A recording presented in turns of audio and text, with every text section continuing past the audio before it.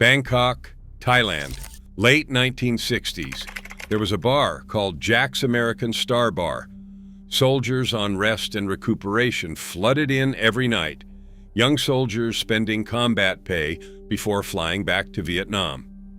Behind the counter, a heavy-set man wiped down the bar top, checked inventory, swept the floor. He played cards with soldiers after hours and laughed at their jokes. If you walked in, you'd assume he was the janitor. That was the point, because this man was smuggling 1,000 pounds of heroin per year into the United States on United States Air Force cargo planes, valued at $400 million. Across 7 years, on American military aircraft, through Army post offices, onto the most heavily guarded bases in the country. He never carried a gun. He never committed murder. He never raised his voice. The DEA built an entirely new unit just to find him. 3 years, 3 continents. And the only reason they caught him was a single palm print on a plastic bag. His name was Leslie Ike Atkinson. The DEA nicknamed him Sergeant Smack. And you've never heard of him because Hollywood gave his story to someone else. You've seen the movie American Gangster starring Denzel Washington.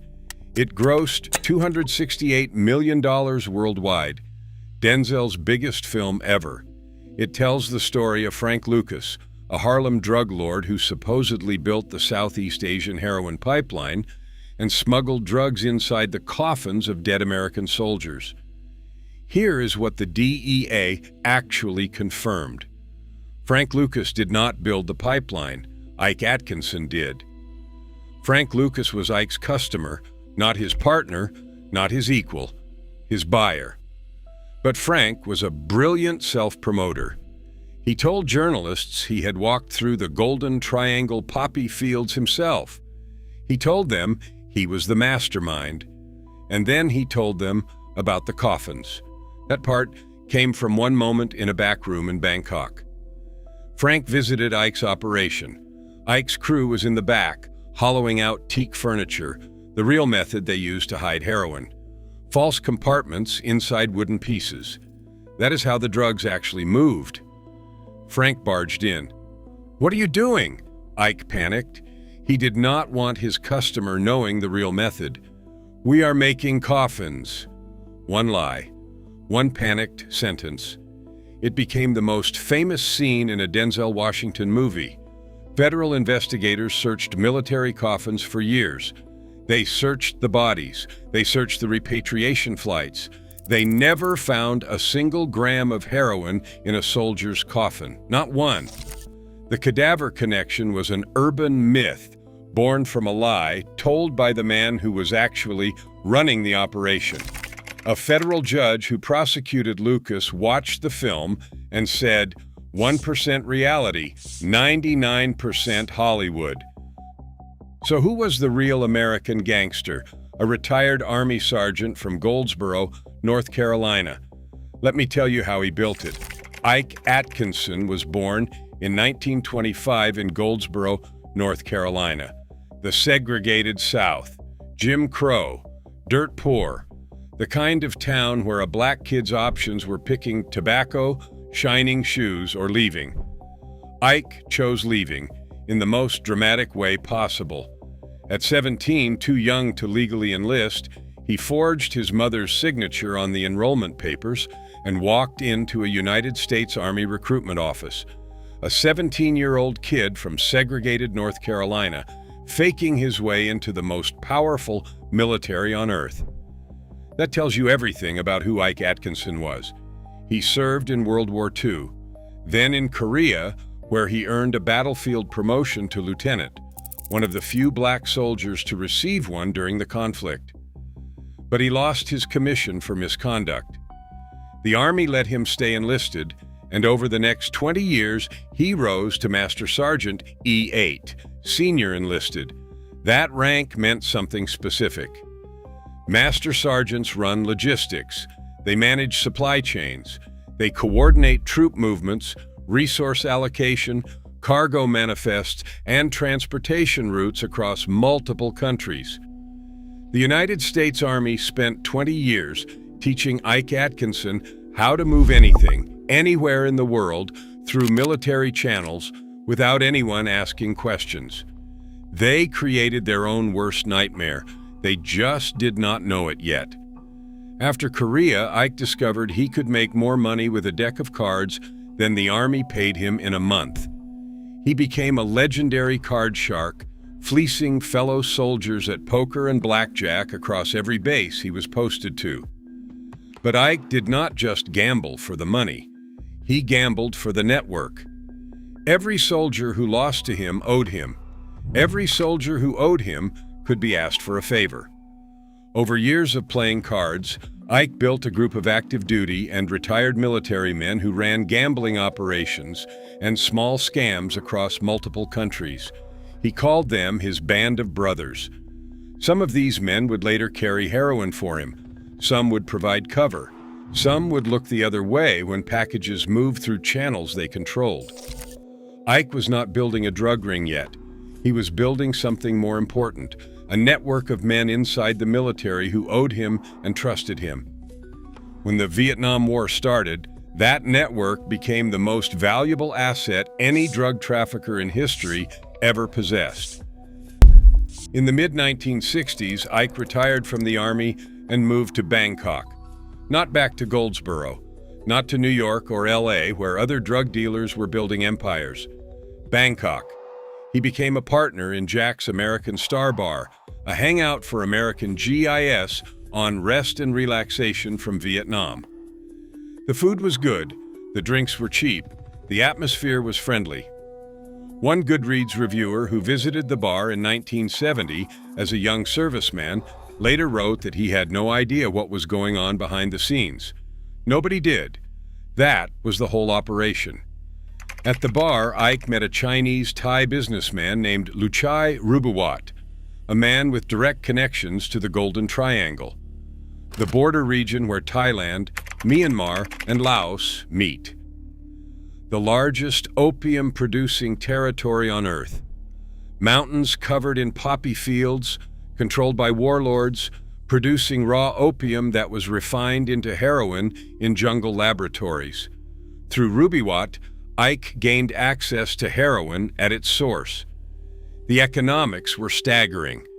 Heroin at source was $4,000 per kilogram, cut 4 ways, transported to the United States, and sold to American distributors for $25,000 per quarter kilogram. That's a $100,000 return on a $4,000 investment, a 2,400% profit margin on every single kilogram. But buying heroin in Southeast Asia was not the hard part. Every hustler, every criminal, every corrupt official in the region could get their hands on heroin. The Golden Triangle was drowning in it. The hard part was getting it to America. And that's where Ike's 20 years of military training made him the most dangerous drug trafficker alive. He knew the Army post office system inside and out. He knew which flights went where. He knew which bases had lax inspections. He knew how military paperwork moved, and he knew that a package with the right stamps and the right forms could cross the Pacific Ocean on a U.S. Air Force cargo plane without anyone ever opening it. Why would they? These were military shipments, official, stamped, sealed, coming from a war zone where thousands of packages moved every single day. Nobody inspects their own mail. Ike started with AWOL bags, black leather overnight bags sold at the Bangkok PX. His crew sewed false bottoms into them. Heroin went in the compartment. Old clothes went on top. The bags were mailed through the Army post office system, flown on U.S. Air Force aircraft, and delivered to military bases across the United States. The primary destination was Fort Bragg, North Carolina, one of the largest installations in the world, and a short drive from Ike's hometown of Goldsboro. Some of the heroin was hand-carried by soldiers returning to the United States. Some of those soldiers knew exactly what was in their bags. Others had no idea. They had lost money to Ike at the card table, and he told them the gambling debt would be forgiven if they carried a bag home. A kilogram here, a kilogram there, then 5 kilograms, then 10. By 1970, Ike's organization was moving 1,000 pounds of heroin into the United States every year. 1,000 pounds annually for 7 consecutive years. The DEA would later rank Ike Atkinson's ring as one of the top 10 drug trafficking operations in American history. $400 million in heroin total, moved on military planes through military bases by military personnel. And the man running it all, he was wiping down the bar at Jack's American Star. While Frank Lucas was in Harlem wearing chinchilla coats and sitting courtside at Madison Square Garden, making himself the most visible drug dealer in New York City, Ike Atkinson was in Bangkok making himself invisible. Frank wanted to be seen. Ike wanted to disappear. The DEA was looking for a kingpin who looked like a kingpin, a man in a fur coat, a man with a fleet of cars, a man who flashed money. They were not looking for a retired sergeant cleaning a bar in Thailand. His operation was so sophisticated that the DEA created a brand new elite unit called CENTAC-9, dedicated solely to taking Ike down. They conducted an intensive 3-year investigation across 3 continents. 3 years, 3 continents, an entire federal task force built from scratch for a man who never carried a gun. For years, Ike was untouchable. In 1972, federal authorities got a tip that heroin was being transported on a military flight from Bangkok. They searched the plane. They searched the coffins of 2 dead soldiers on board. They searched every piece of cargo. They found nothing. Ike and a partner had been on that exact flight, carrying heroin in their personal baggage. Federal agents were so convinced the drugs were in the coffins that they missed the actual smugglers sitting in the passenger seats. That flight is the one that started the coffin myth. Federal agents could not figure out how Ike moved the drugs, so they assumed it must have been in the caskets. Journalists ran with it. The legend grew. Years later, Frank Lucas claimed credit for an operation that never existed. But Ike's luck was running out. That same year, his partner Jack Jackson was arrested in Denver while trying to retrieve a shipment. Ike had to run everything alone, commuting between Goldsboro and Bangkok, managing supply and distribution across 2 hemispheres. And then he made one mistake. He watched an associate struggle to stuff heroin into an AWOL bag with a false bottom. The man could not get the package to fit. Ike got impatient. He grabbed the bag himself and shoved the package into place with the palm of his hand. The bag was sealed. It was mailed through the Army Post Office to Fayetteville, North Carolina, to the home of an elderly black woman whose name had been pulled from military personnel records. The plan was the same one that had worked dozens of times. A serviceman on Ike's payroll would show up, explain the package was mailed to the wrong address, and collect it. But this time the pickup was late. The elderly woman stared at the unmarked package sitting in her kitchen, a package she had never ordered, from an address she did not recognize. Heavy, suspicious. She decided it might be a bomb. She called the police. A second package had been sent to another elderly woman in Fayetteville. That woman contacted the postal authorities. Police opened both packages. They found the heroin, and they found something else, a palm print pressed into the plastic wrapping of one of the bags. It was Ike Atkinson's palm print, because he had gotten impatient, because he grabbed a bag he should have let someone else handle. One moment of frustration, one handprint, and the biggest military drug trafficking operation in American history was over. On January 19, 1975, Ike was arrested at his home in Goldsboro, North Carolina. He was convicted the following year. He was sentenced to 31 years in federal prison. The DEA had spent years trying to build a case against him. They had surveillance. They had suspicions. They had Centac 9 working 3 continents. But the thing that actually caught him? A palm print on a plastic bag.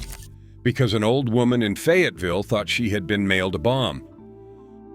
Most drug dealers stop dealing when they go to prison. Ike Atkinson was not most drug dealers. For the first few years, he stayed quiet. He did his time. But by 1987, 12 years into a 31-year sentence, federal authorities discovered something that should not have been possible. Ike was running a brand new heroin operation from inside his prison cell. He was using his old contacts in Thailand, the same network he had built during the Vietnam War, the same suppliers, the same routes, all coordinated through letters, handwritten instructions smuggled out of the prison by a corrupt corrections officer named Samuel Arante, 36 years old, who was supposed to be screening Ike's mail. Instead, Arante was carrying Ike's drug correspondence straight past the censors and mailing it himself. Ike spent several hours every day on the prison telephone. Sometimes he used 2 phone lines simultaneously, one to an associate in the U.S., one patched through to a contact overseas. Running an international drug operation, the way a CEO runs a company, from a federal penitentiary. The feds launched a 15-month investigation. The sting they set up reads like something from a spy novel. An undercover agent posed as a corrupt German diplomat. He traveled to Thailand and told Ike's old suppliers that he was associated with Ike Atkinson. That was all he said, Ike's name, from a prison cell thousands of miles away. It worked. Using nothing but Ike's reputation, the agent obtained 5 pounds of heroin from suppliers who had not seen Ike in over a decade. That is how powerful his name still was. 12 years in prison, and his word alone could still move product across continents. The heroin was brought to the United States, and Ike's own nephew, Philip Wade Atkinson, 40 years old, walked into the lobby of the Waldorf Astoria Hotel in Manhattan to buy it. The Waldorf Astoria, one of the most famous luxury hotels in the world, where presidents have slept, where world leaders have dined, where diplomats and billionaires hold private meetings. A man walked through the front door to buy 5 pounds of heroin from a fake German diplomat and was arrested on the spot. 6 other inmates were charged. The corrections officer was charged. 9 additional years were added to Ike's sentence. He had tried to rebuild a transnational drug empire from behind bars, using nothing but letters, phone calls, and the reputation he had spent decades building, and he almost pulled it off. Ike Atkinson was released from prison in 2007. The same year, American Gangster hit theaters. Think about that timing. While Denzel Washington was on movie screens across America, playing Frank Lucas, the man who took credit for Ike's operation, the man who actually built the empire, was walking out of a federal prison. No cameras waiting outside, no press conference, no book deal, no Hollywood producer with a contract. Just an 82-year-old man going home to Goldsboro, North Carolina. In the movie, Ike is represented by a minor character named Nate, played by Roger Genver Smith, a background figure, a helper, a cousin stationed in Bangkok who assists Frank Lucas's brilliant operation. The man the DEA confirmed was the actual mastermind, reduced to an extra in a movie about his own life's work. The film made $268 million. Frank Lucas became an American icon. Ike Atkinson went home to the same small town where he had grown up under Jim Crow. He died on November 11, 2014, at age 88, at a hospital in Henrico, Virginia. His body was transported back to Goldsboro for burial. No custom coffin, no Rolls-Royce procession, No 8,000 mourners lining the streets. No television cameras. No international coverage. A quiet funeral in a quiet town for a man who spent his entire career making sure nobody noticed him. The DEA agents, who spent years hunting him down after they put him in prison, many of them now retired, still refer to Ike Atkinson as a gentleman. Not a monster, not a kingpin, a gentleman. He never carried a gun, he never committed a murder, he never threatened anyone with violence. He ran $400 million worth of drug operations across 3 continents and 7 years without ever firing a shot. The people whose job it was to destroy him ended up respecting him more than the man Hollywood turned into a legend. And here is the thing that should keep you up at night. If Ike had not grabbed that bag, if he had let his man stuff it himself, nobody would have ever caught him. There were no informants inside his organization. The DEA could not get anyone close. There were no wiretaps that led anywhere. CENTAC9 had been investigating for years and had nothing solid. One palm print, one moment of impatience on one afternoon in a back room in Bangkok. That is all that separated Ike Atkinson from getting away with the biggest military drug trafficking operation in American history. Not brilliant detective work, not a snitch, not a surveillance breakthrough. An old woman in Fayetteville who thought she had been mailed a bomb. That is it. A man who cleaned a bar in Bangkok, who never carried a gun, who never raised his voice, who forged his mother's signature at 17 and spent the next 60 years fooling everyone around him. He fooled the United States Army. He fooled the DEA. And eventually he fooled Hollywood. Sergeant Smack, the real American gangster. And nobody even made a movie about him.